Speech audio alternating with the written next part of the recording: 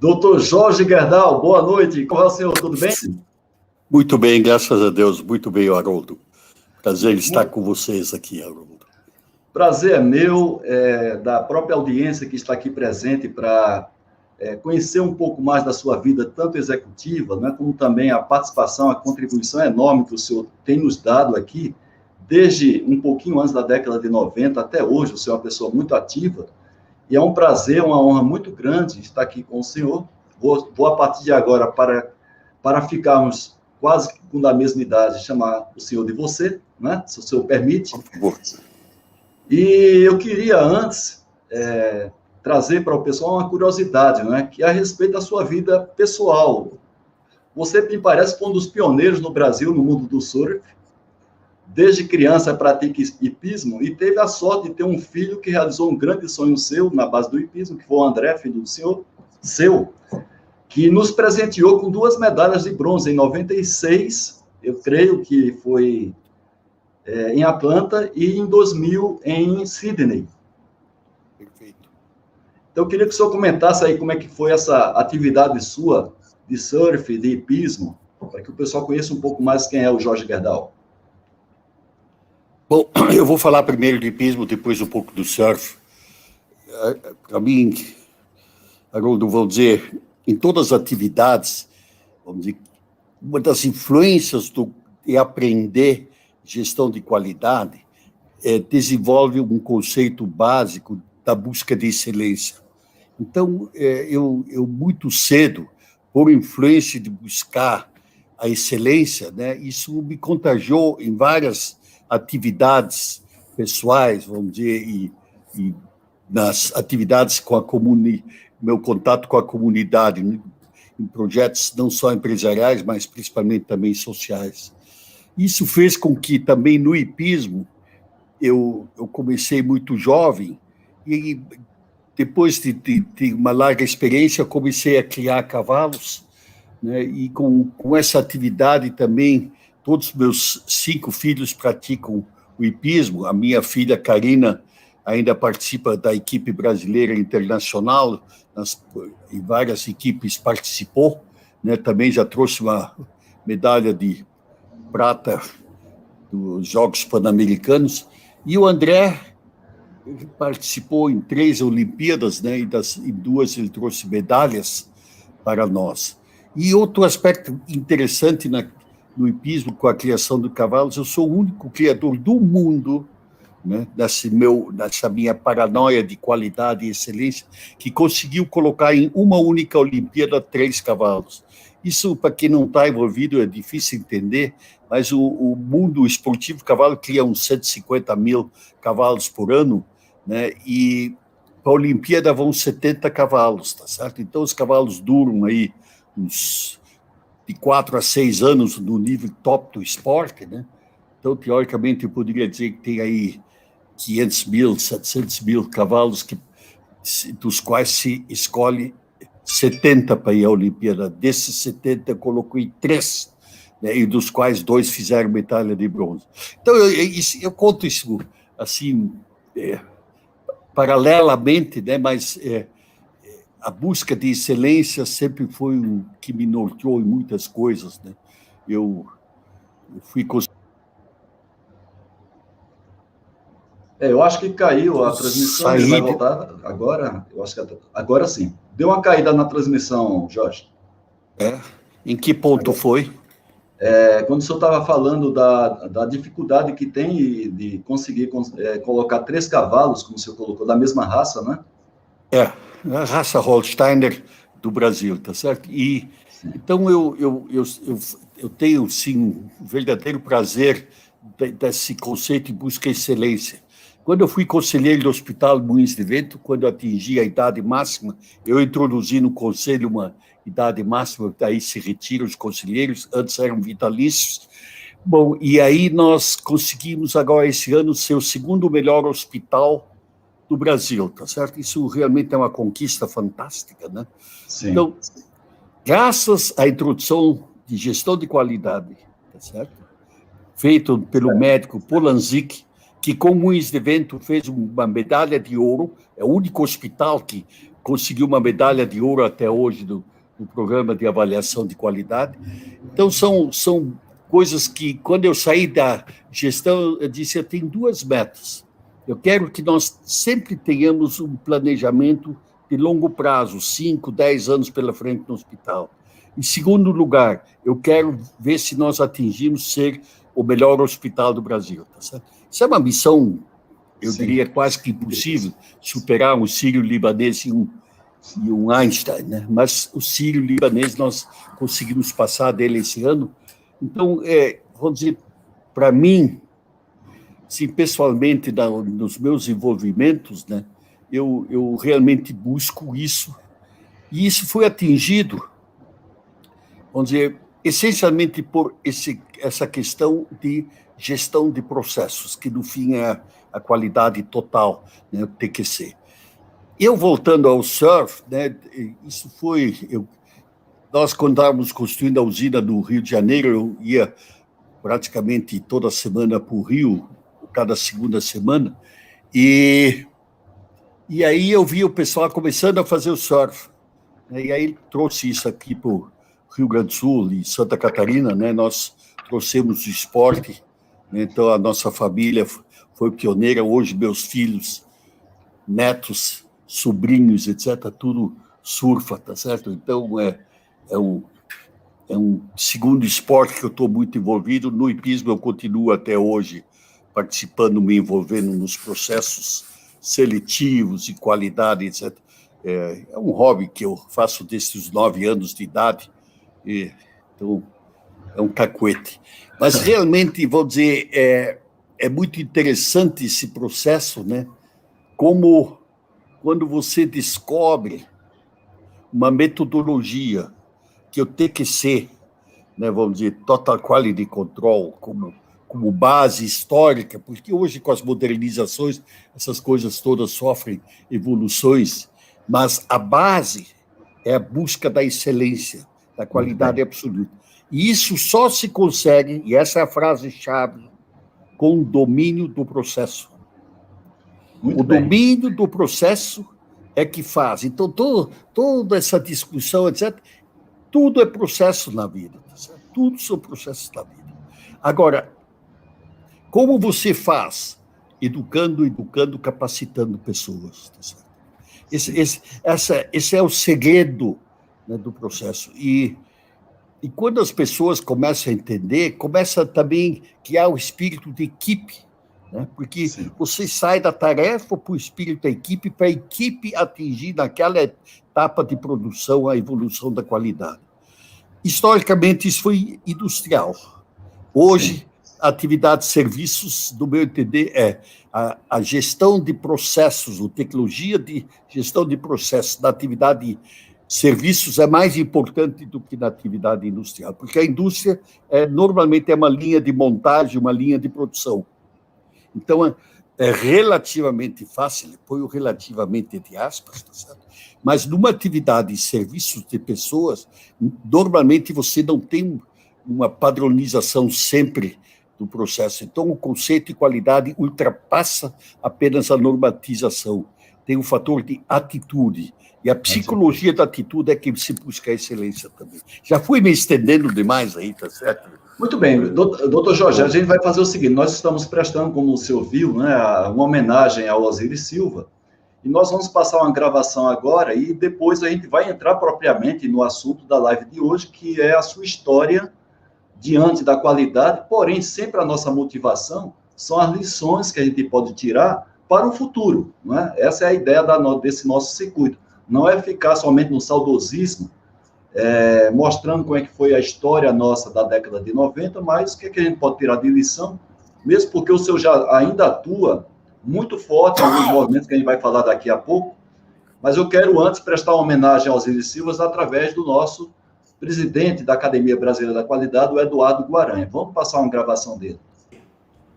O Osiris Silva é uma pessoa que eu conheço desde a década de 70, quando eu ainda era estudante e eu ouvia falar das suas realizações frente à Embraer, da sua inovação, da sua dedicação a fazer com que essa empresa se tornasse o que se tornou hoje, uma empresa de classe mundial. Então eu já ouvi muito bem e passei a admirá-lo por isso. Na década de 80, ele se tornou presidente da Petrobras, se eu não me engano, em 86. E aquilo também me chamou a atenção porque nos 5 primeiros anos da minha vida profissional, eu trabalhei na Petrobras. Mas foi no início da década de 90, mais precisamente em 91, que eu assisti o próprio Osiris Silva a uma palestra na Federação das Indústrias do Estado do Rio Grande do Sul, onde ali ele colocava suas ideias acerca do desenvolvimento, da infraestrutura, da competitividade, do crescimento do país e da solução daqueles problemas todos que nós na época vivíamos e que ele era uma das pessoas que estava conduzindo esse processo de mudança como ministro da infraestrutura na época. E aquilo também me chamou muita atenção pela veemência com que ele apontava os problemas e a dedicação com que ele buscava resolvê-los.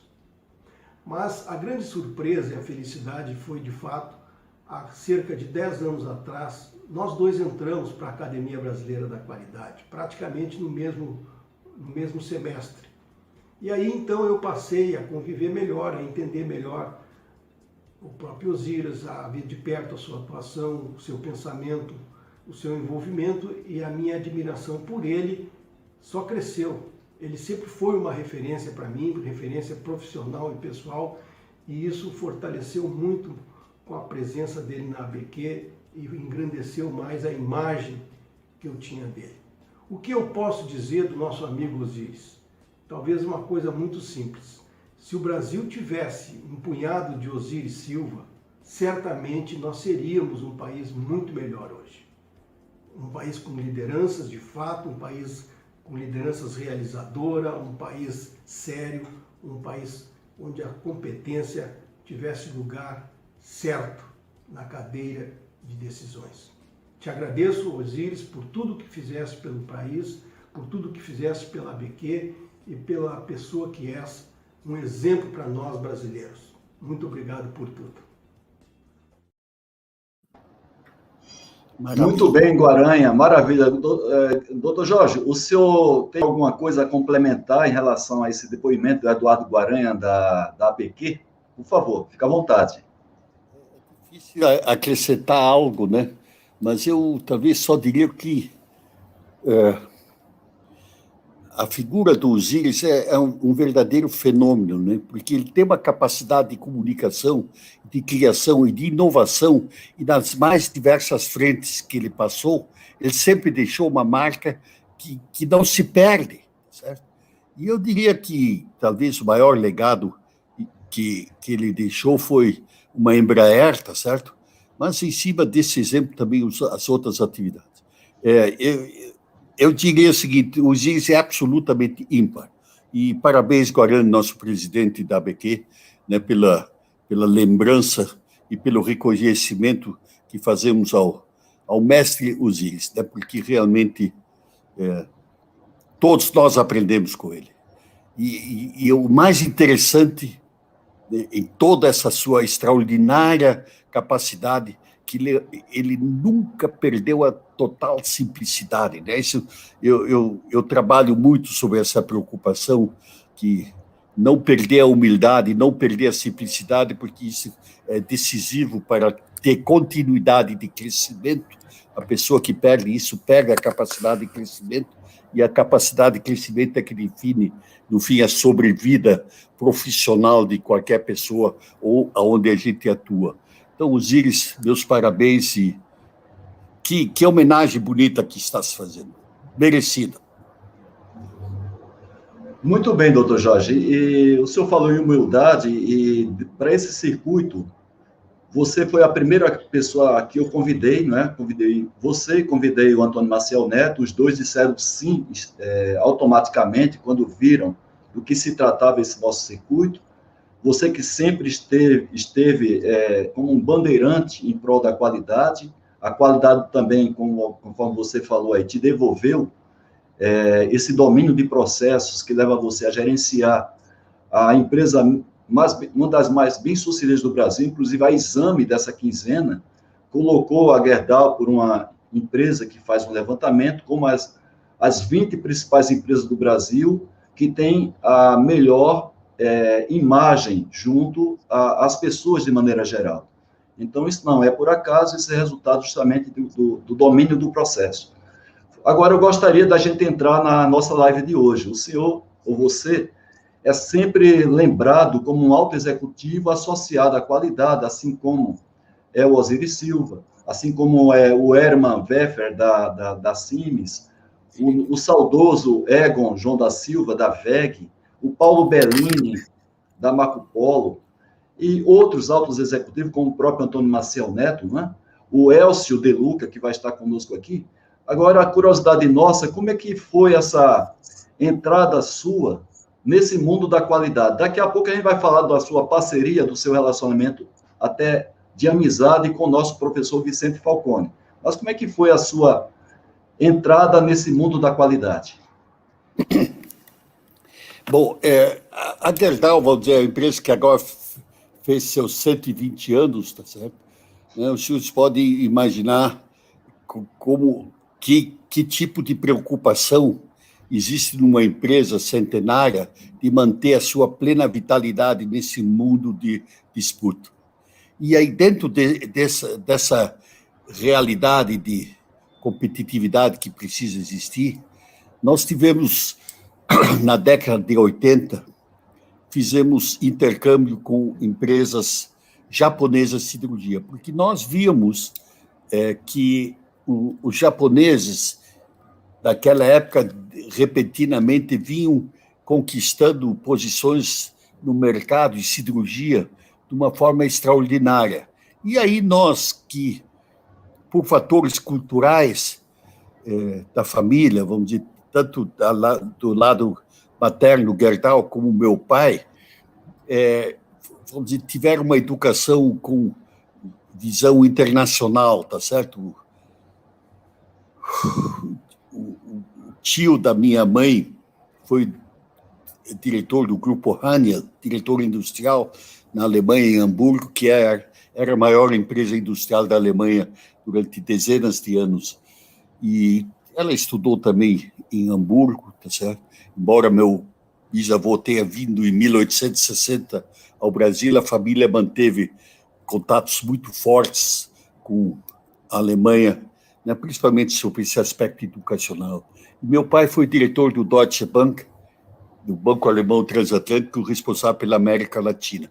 Então, nós vamos dizer, culturalmente tivemos pontos positivos. E, com isso, nós fazíamos já, muito cedo, a análise de benchmark, quem eram os melhores, em que países tinham melhor. E aí verificamos isso com os japoneses, aí nós fizemos acordos de transferência de tecnologia com os japoneses, e aí nós aprendemos a lição do Total Quality Control, que os japoneses, vamos dizer, interessante que o Denning trouxe essa tecnologia para a indústria automobilística americana do período de guerra, mas quem realmente soube aproveitar isso são os japoneses.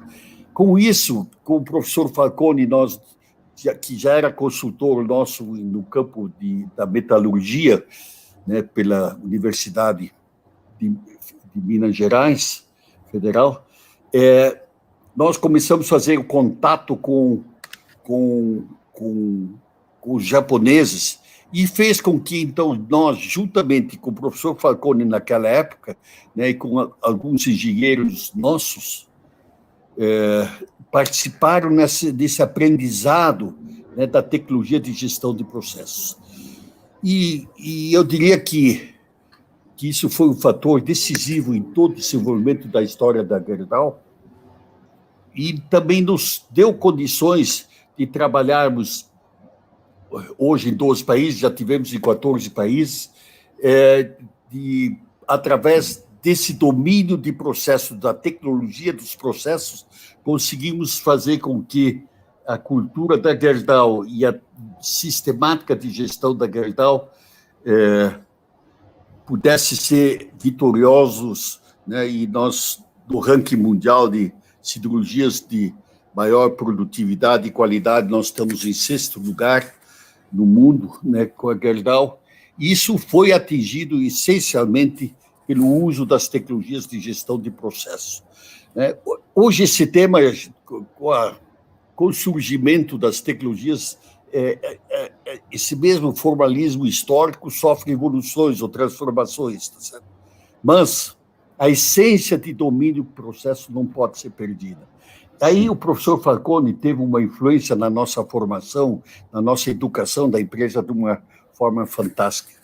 Eu tenho uma passagem que talvez eu tenha uma gratidão enorme, que numa das reuniões, bem no começo do processo, em 80, né, no final do ano, reunidos com os engenheiros, um dos engenheiros, durante a reunião de discutir como é que nós íamos com nossa evolução de treinamento, capacitação, aí um engenheiro disse: Jorge, como é que tu queres atingir um operário que... 80 isso, né? Um operário que tem, usar uma palavra forte, mal e porcamente um terceiro ano primário, tá? Com um operário japonês que tem 12 anos de educação e aí leva, além disso, um treinamento de capacitação profissional. Quando eu ouvi essa frase, né, isso foi um impacto e que me capacitou a enxergar que, sem uma revolução educacional, nós não poderíamos atingir os patamares de produtividade.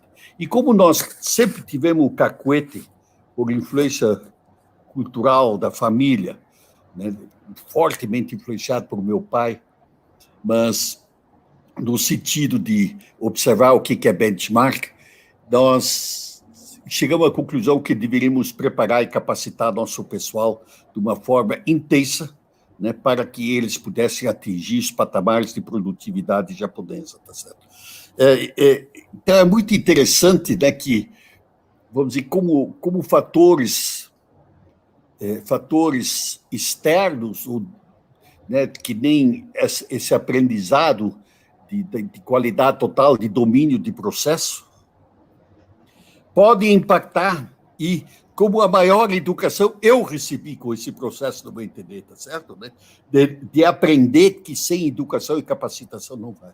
Isso leva ao ponto, né, que eu continuo hoje trabalhando em projetos de educação, todo momento até num projeto extremamente interessante, de domínio de processo total, de acompanhamento da criança, se ele está na aula, não está, os pais informados, com todo um processo de digitalização e comando eletrônico, né? Eu estou profundamente envolvido nisso, já atingimos hoje todos os alunos da educação primária em Porto Alegre. Com a pandemia nós estamos sofrendo aí um pouco do processo e conseguir avançar, né? Mas com números já fantásticos de algumas estatísticas que nós temos com aulas e colégios que fizemos. Então, eu tenho, dentro da minha aspiração ou experiência, eu trabalhei 10 anos na presidência e o conselho do Todos pela Educação, tá certo? Fiz uma dedicação enorme, né? Mas eu, com meu perfil industrial, né,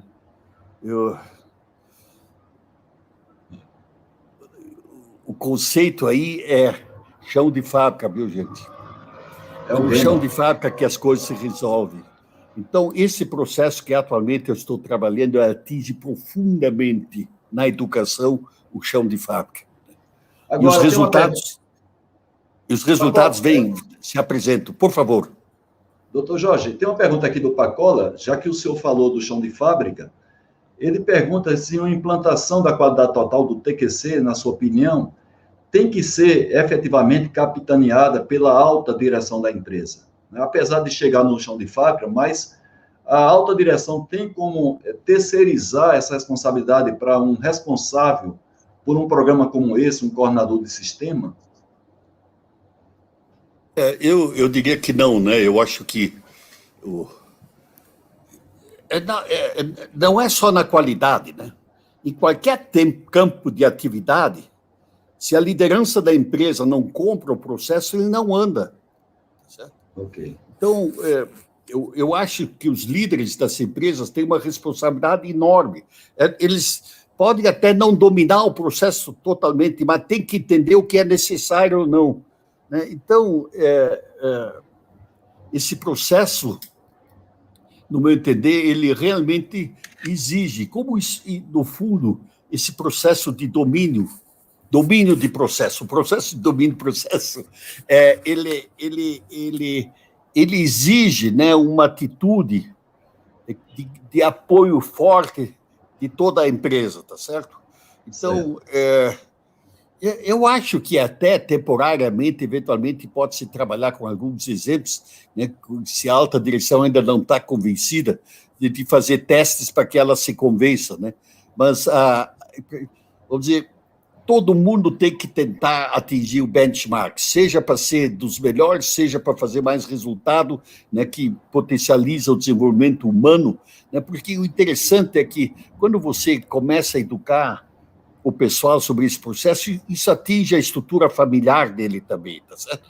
Então, a tecnologia de gestão e domínio de processo, no meu entender, não é um benefício exclusivamente para aquele momento de atividade empresarial, industrial, etc., né? Ele é um fator do conceito de educação mais amplo, tá certo? E por isso que eu tenho convicções enormes de que isso é uma peça-chave. Eu não falei bem, mas hoje, quando você introduz uma plena operação tecnológica na empresa, também não pode haver. O computador, eu digo assim, é um general surdo, cego e mudo. Ele só quer a coisa correta e exata, tá certo? Não tem blá, blá, blá que não deu certo. Então, ele é um fator importante na introdução de domínio total dos processos. Não tem processo que entra no computador, no sistema, que não tenha que funcionar corretamente. Então, você pode ainda ter uma falha de fazer os processos longos demais, complicados demais, etc. Mas ele é um general que exige exatidão, tá certo? Então, ele no conjunto do processo, é o fator hoje que nos ajuda na evolução. Tá, claro, é um meio. Agora, tem uma pergunta aqui do engenheiro Modenese. Ele pergunta se o senhor consegue enxergar os resultados que a Gerdau tem atingido durante essas 3, 4 décadas, sem ter como base esse sistema de qualidade total. O senhor consegue imaginar que ela chegaria a ser o que ela é sem ter um sistema desse de qualidade total? É a pergunta do Bonenese. Eu diria que sem um processo dessa natureza, você não chega lá. Você tem, eventualmente, pequenas diferenças de outras tecnologias, mas no resultado final, vamos dizer o seguinte: você, para atingir um índice de benchmark de rendimento de produtividade, seja de energia, seja do pessoal, seja de não perdas do processo produtivo, sem domínio do processo não faz. E o TQC, no fundo, nada mais é do que um domínio de processo. E quem é que faz o domínio do processo? São a capacidade dos homens. Tá? Muito bem. Tem uma pergunta você não escapa disso. Isso é condição. Não, você pode fazer mais ou menos. O Haroldo, deixa eu fazer uma observação, vamos dizer assim, um pouco quase fora do tema, mas sim, eu digo o seguinte: qual é a área que o domínio de processo é exigido por todos nós e por todo o sistema de gestão? Tá? Em que áreas isso acontece? Será que vocês estão me escutando ainda? Será que é o nosso corpo, a nossa saúde? Não. São duas áreas. A cirurgia de um médico no hospital. Isso. E a manutenção de um avião. Tá? Correto. Verdade. E por que isso acontece? É o temor à morte, tá? Isso. É o risco. É o risco da morte. Então, é muito interessante verificar que é muito interessante verificar que esse processo,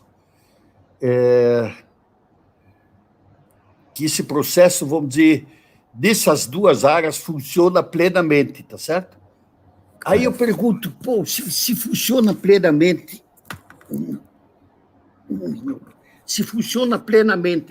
nessas áreas, por que não pode funcionar no resto?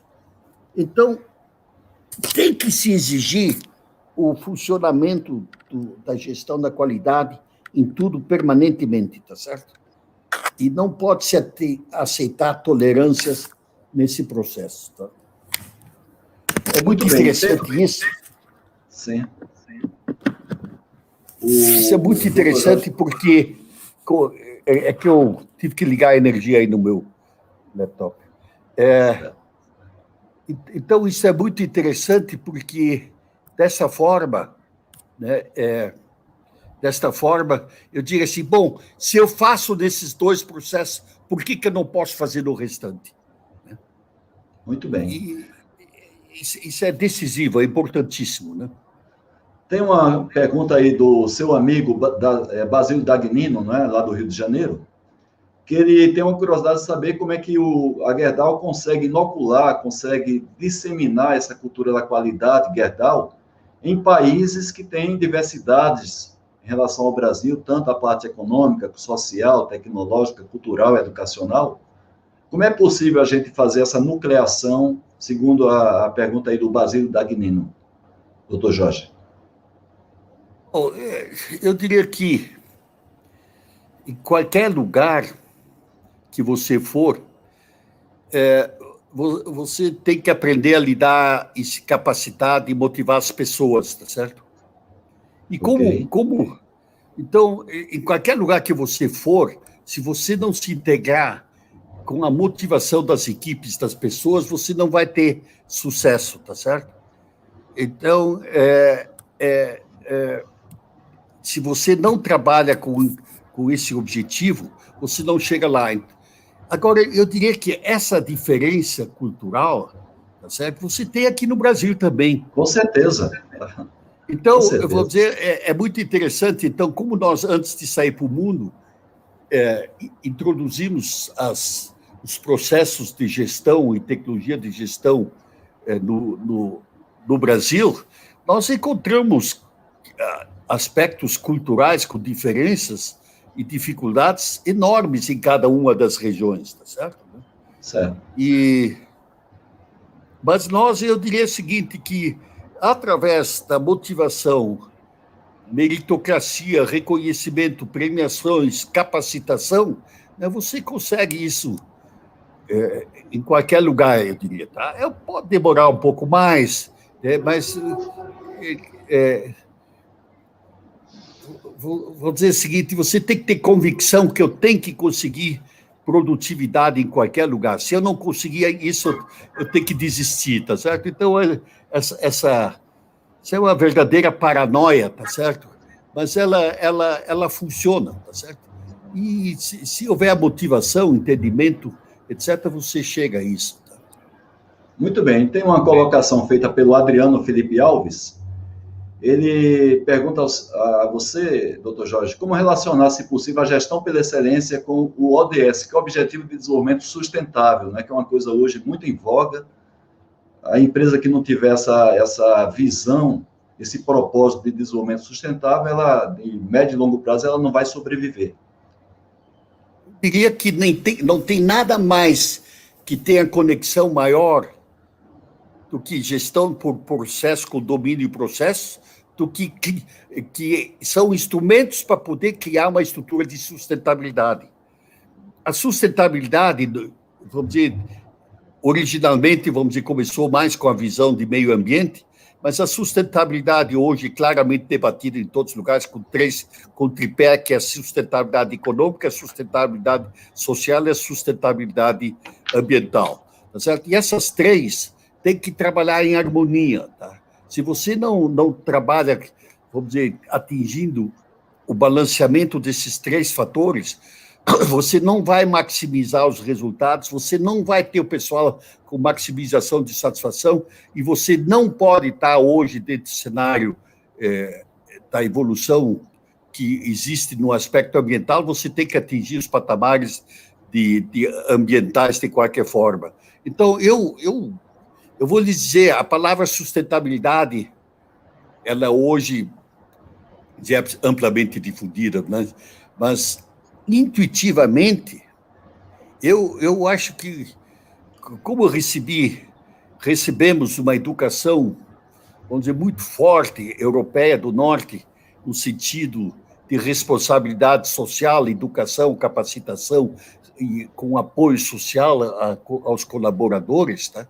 Essa relação de viabilidade econômica com o social foi enxergado muito cedo na organização para atingir patamares mais elevados de produtividade, você tem que estar com o pessoal satisfeito. Então, uma visão social do processo é um grande fator para melhorar a estrutura econômica e o resultado econômico. Tá certo? Então, eu diria o seguinte, esses dois processos são absolutamente conectos e casados. Agora, dentro desse processo hoje, de uma empresa que não entrar e não se ajustar aos processos ambientais, ela está condenada.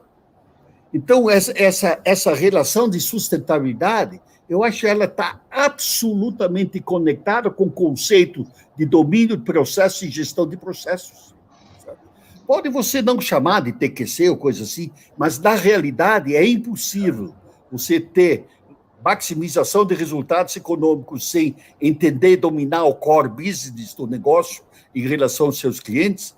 Você não pode trabalhar sem um ambiente em que as pessoas já estejam satisfeitas. Eu logo vou dar mais uns números sobre isso. E o terceiro aspecto é o ambiental. O Peter Senge colocou fora desses 3 fatores em Harvard, ele colocou mais 2 fatores, que é a sustentabilidade política e a sustentabilidade cultural. É extremamente interessante que isso, na pequena e na média empresa, não pesa tanto, mas se você olhar no Brasil, quais são os maiores problemas que nós temos se eu analisar esses 5 fatores? Eu digo o econômico, o social e ambiental, e vão avançar e nós vamos chegar a ser vencedores. Agora, o nosso processo de sustentabilidade política e de sustentabilidade cultural são os que estão mais atrasados. Então, eu diria o seguinte, hoje, para conseguir avançar no nosso processo de desenvolvimento do país como um todo, né, desses 5 fatores que são fatores decisivos são decisivos no processo de desenvolvimento, eu acho que ainda não aprendemos a trabalhar suficientemente na sustentabilidade política e na sustentabilidade cultural. Agora, deixa eu contar para vocês mais uma coisa interessante sobre esse problema de importância do social e econômico. Você pega uma empresa qualquer, o índice médio de produtividade que tem é 100. Se você tem conflito com o pessoal, não entende o pessoal, lá quanto cai? Cai para 60%, 70%? E digo o contrário, e com o pessoal altamente motivado, etc. Quanto é que chega? 130, 140. Qual é a diferença de 60, 70% para 140? São 100% de diferença. E isso está na gestão da inteligência da condução dos recursos humanos da empresa. Seja investindo mais, capacitando mais, envolvendo mais, meritocracia mais, etc. Então, não há limite do que isso pode significar numa empresa por um caminho ou outro. Por isso, o domínio, o entendimento da gestão de recursos humanos, né, é o maior fator para que você possa ter sucesso no econômico. É muito interessante. Isso para todos os níveis. Né? É muito interessante. Então, Doutor Jorge. Sim, veja a conexão de qualidade total com o problema de sustentabilidade. Não existe sustentabilidade plena sem domínio de processos. O seu colega Schalf, da Academia Brasileira de Qualidade, né, ele diz que é um prazer estar ouvindo, mas ele pergunta o seguinte, o que é qualidade de liderança para você? E se isso não é hoje aqui no país nosso, tanto no setor de empresas como no setor público, não é esse hoje o nosso maior gap, essa questão da qualidade da liderança? Aí não só é no aspecto político, mas também no aspecto empresarial? Eu diria que, quando eu falei dos problemas de sustentabilidade política, eu entro nesse tema. Eu diria que no setor empresarial, eu diria que o sistema de liderança e capacitação, seleção, eu acho que ele funciona razoavelmente bem, ou diria mais que razoavelmente bem. Eu acho que ele trabalha bastante bem. Você vê que todas as melhores empresas que o Brasil tem, dos mais diversos setores, seja de tamanho grande ou pequeno, né, são indiscutivelmente empresas que têm liderança. E as empresas que não têm liderança desaparecem e são entregues para quem tem liderança. Então, eu diria que no setor empresarial privado, né, eu acho que nós não estamos tão mal. Agora, no setor público, vamos dizer, o tema é assustador. Eu vou contar uma historiazinha assim, uma palestra que eu fiz na Fundação Getúlio Vargas, né? E aí, no final, eu perguntei a discussão da qualidade de gestão, né? Se você pega os nossos jornais do setor privado, eles estão permanentemente em debate, artigos, discussões de toda a ordem, tá certo? Você pega um jornal que nem o Valor, aí eu acho que a metade do debate deles é em cima de temas de melhoria de gestão e coisas. Agora, eu pergunto para vocês todos aqui, tá? Quem é que houve uma discussão de gestão de qualidade do setor público? Está difícil. Tem crítica existe, mas um debate com, vamos dizer assim, sentar modestamente, como nós estamos sentados aqui debatendo, né, com curiosidade. Eu gostaria de ouvir vocês mais ainda, porque a gente tem que debater, ouvir, absorver, etc. Então, eu diria assim, eu não consigo encontrar o debate e 40% do PIB é entregue à gestão do setor público, né? E cadê o debate? Nós temos aí essa instituição do Instituto Brasileiro de Governança Corporativa, tá? Por que não existe uma instituição dessas no setor público? E o mais interessante que, vamos dizer, eu com o MBC tenho uma experiência enorme hoje, nesses 20 anos aí de trabalho, de procura de melhoria de gestão com processos com sucesso, né? Tem gente capaz no setor público e dá gosto de ver, tá certo? O processo é que, na estrutura política, etc., e esse tema da liderança que foi colocado, é que as estruturas falham, tá certo? Falham. Certo. Então, doutor Jorge, tivemos aí um movimento muito forte na década de 90, inclusive, vamos dizer assim, desenhado por pessoas que pertenciam ao governo federal. Temos aqui a presença, que muito nos honra, do Antônio Maciel Neto, que esteve presente na live aqui do dia 12, que teve uma colaboração imensa antes de ser executivo da Ford, da Suzano, do grupo Caoa Hyundai, junto com a Dorothea Werneck, junto com o José Paulo Silveira, que vai estar conosco aqui. Vai estar conosco na próxima segunda-feira, o José Paulo, uma grande contribuição, oriundo da Petrobras, que foi lá para o governo federal, na Secretaria de Planejamento, deu um apoio muito grande no desenho do Programa Brasileiro de Qualidade e Produtividade. Esse desenho apartidário, não é? Realmente faz muito tempo que a gente não vê desenhado no nosso país, infelizmente. Então, o senhor tem toda a razão nessa sua análise, que não só é uma questão de trabalho político-partidário, sim pessoas que estão lá no governo federal, nos governos estaduais, e a gente realmente tem uma carência muito grande de um trabalho como esse, que seja nucleado, como aconteceu com o Programa Brasileiro de Qualidade e Produtividade, onde o Antônio Maciel Neto teve uma grande participação junto com a Dorothea Werneck. Agora, Haroldo, se tu me permite o seguinte, você tem esses exponenciais fantásticos, né? Vou dizer, o Marcelo é uma amizade pessoal minha e eu aprendi com ele também, né? O intercâmbio de vivências inteligentes é uma maravilha, né? A Dorothea é um valor que nos ajuda com seu brilhantismo em todas as frentes que ela participa ainda hoje, é uma coisa fantástica. Agora, o interessante é que essas pessoas, principalmente aí na Petrobras, vamos dizer, os trabalhos que foram feitos com essa geração que trabalhou em termos de tecnologia e que foi introduzido, vamos dizer, a Petrobras é uma empresa que até hoje tem resíduos de gestão de processo muito marcantes, tá certo? Muito marcantes. Ela tem cultura histórica nesse sentido, tá certo? Agora, você não vê esse tema no patamar mais elevado, tá certo? Agora, o que eu falo do Instituto Brasileiro de Governança, tá certo?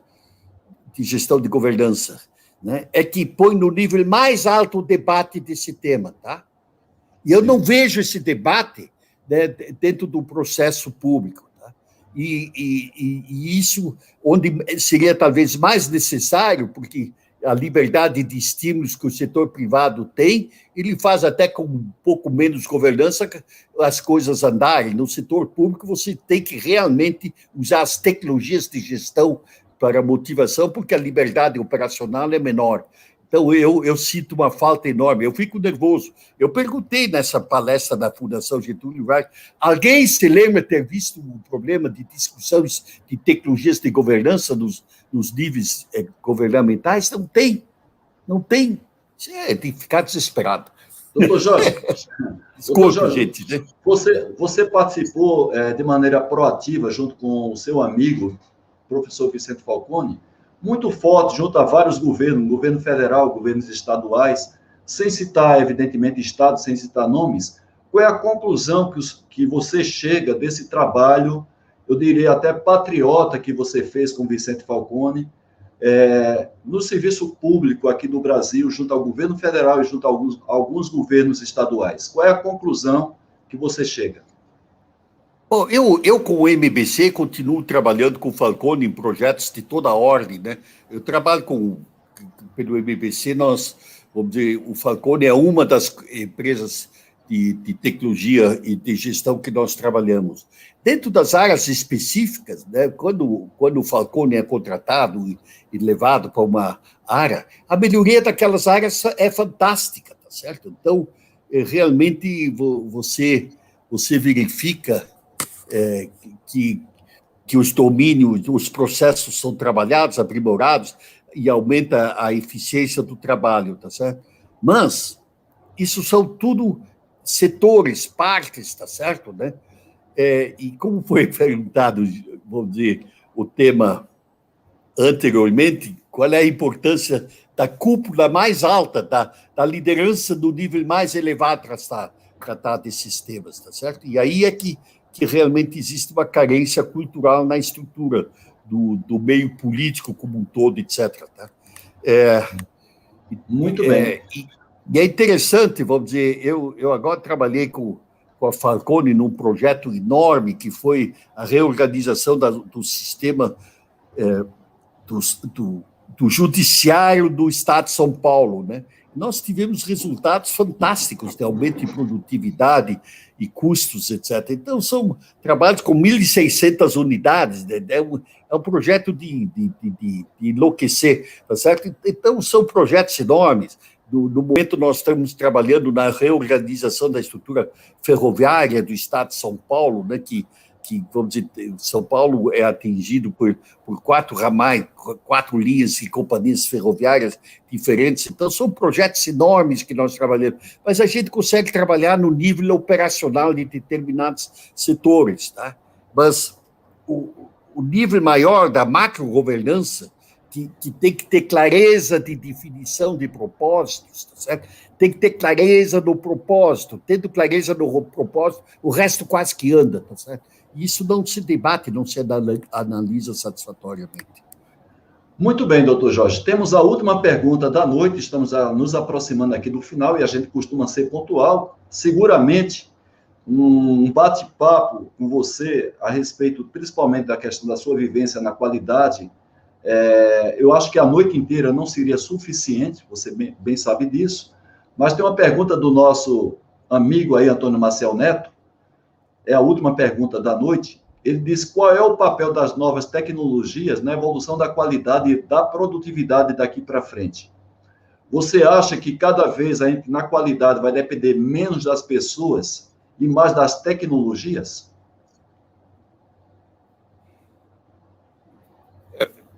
Vamos dizer, eu acho que as tecnologias substituem o trabalho. Eu não gosto de falar trabalho humilde, mas vamos dizer, do trabalho braçal, tá certo? Braçal e também aquele repetitivo também, não é, doutor? Justamente, o braçal é repetitivo, tá certo?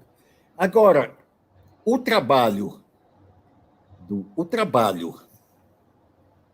trabalho da tecnologia, ele exige uma inteligência, eu não digo superior, mas é uma inteligência para valer, tá certo? Para você maximizar. Esse troço, nós estamos recém no começo, tá certo? A tecnologia nos dá uma possibilidade de, trabalhando com inteligência, de pôr à disposição de todo mundo informações de toda ordem e que dá para trabalhar para melhorar tudo infinitamente. Se eu pego assim, pega uma área de manutenção e de equipamento numa siderúrgica, tá?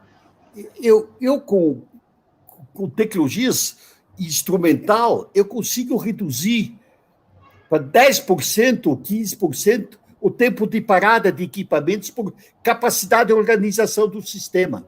Agora, eu digo o seguinte, nesse trabalho da educação que eu estou ajudando a patrocinar e me envolvendo, tá certo? É uma coisa de louco, porque hoje, na burocracia normal, os pais ficam sabendo quase que 3 meses depois se o aluno assistiu àquela aula ou não. Com esse sistema, os pais conseguem ver na hora se o filho está assistindo àquela aula ou não. Tá? Eu dou a informação para os pais da nota mais alta da classe, da nota mais baixa da classe e da nota média da classe. Eu dou condições para pais dialogarem diariamente sobre como foi a situação da informação. Então, eu tenho condições de avaliar, os alunos informarem aos pais e ao diretor a nota que os alunos dão para o professor. Eu ainda não introduzi para não brigar com os professores, mas essa é a próxima etapa. Mas eu consigo gerenciar de uma forma louca. Então, a tecnologia de gestão, tá, me cria um instrumento ilimitado e cada vez melhor. Então, para acompanhar a estrutura de estatísticas informativas do campo comercial de informação, é um mundo. Então, eu digo o seguinte, olha, a tecnologia pode diminuir o trabalho braçal, mas a criatividade e informação me dá condições de produzir resultados e produtividades que jamais imaginava. Então, eu sou um fã da tecnologia, tá certo? Eu até lastimo pela minha idade não ter podido começar 30 anos mais cedo sobre isso, que eu provavelmente iria me divertir ainda muito mais do que eu já me diverti na vida com as empresas e o trabalho. Tá certo? A tecnologia é um troço fantástico, tá certo? E você pega a medicina, eu ainda acompanho um pouco essas coisas, a capacidade técnica do sistema de informações na medicina nos reduz os erros, etc. Então, eu digo o seguinte,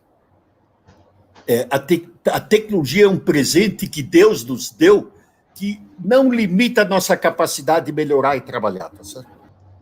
Então, doutor Jorge, eu queria, mais uma vez, primeiro agradecer a você por ter dado um sim ao nosso convite, que nos enriquece para esse circuito que homenageia todos os grandes líderes, todos não, os grandes líderes, porque algumas pessoas, inclusive, foram convidadas, mas declinaram do convite, infelizmente. Pessoas importantes declinaram, mas gostaria que estivesse aqui junto conosco, compartilhando e até sendo solidário a outros altos executivos como você e pessoas também que trabalham muito fortemente na área da qualidade, que vão estar aqui nos presenteando com a sua experiência até junho. Então, depois, parabenizar pela excelente apresentação que você fez aqui para nós, tanto o aspecto pessoal, profissional, executivo, a sua relação com a qualidade. Conforme fala o Antônio Maciel Neto, é um dos empresários mais patriotas que ele conheceu, e quem conhece você sabe disso. O serviço prestado que você faz, não somente sendo executivo de uma empresa como a Gerdau, que ganhou 2 vezes o Prêmio Nacional da Qualidade, em 2002 e 2007, não é por acaso, e que, segundo eu falei, a exame dessa quinzena mostrou que a Gerdau está entre as 20 maiores empresas mais admiradas do nosso país, também não é por acaso. Eu queria aproveitar também para parabenizar a Maria Helena, sua esposa, que amanhã completa anos, que Deus a abençoe mais esse ano de vida, que venham mais outros anos de vida junto com você, a sua parceira, de há muito tempo. Obrigado. E a porta está aberta para você participar de outras lives aqui, inclusive no momento que quiser, tanto no circuito como fora do circuito. Então, mais uma vez, agradeço a você por estar compartilhando a sua larga experiência, a sua humildade por estar aqui conosco, dedicando parte da sua vida pessoal, do seu tempo de descanso, com essa paixão que o senhor tem pela qualidade. Então, queria passar para você as considerações finais, por favor. Bom, Haroldo, em primeiro lugar, meus parabéns a você, né, pelo programa, né, porque isso ajuda enormemente a divulgar a importância da gestão da qualidade, né, que os países se distinguem um e outro pelo nível médio da qualidade dos seus serviços e produtos, né, então realmente não há desenvolvimento sem qualidade. Muito, muito obrigado por essa oportunidade e eu estou sempre à disposição a todos, né, no que eu puder ajudar no sentido do desenvolvimento e ampliação da cultura da qualidade. Muito obrigado e parabéns, Haroldo. E uma boa noite a todos por terem tido a paciência de me ouvirem. Muito obrigado.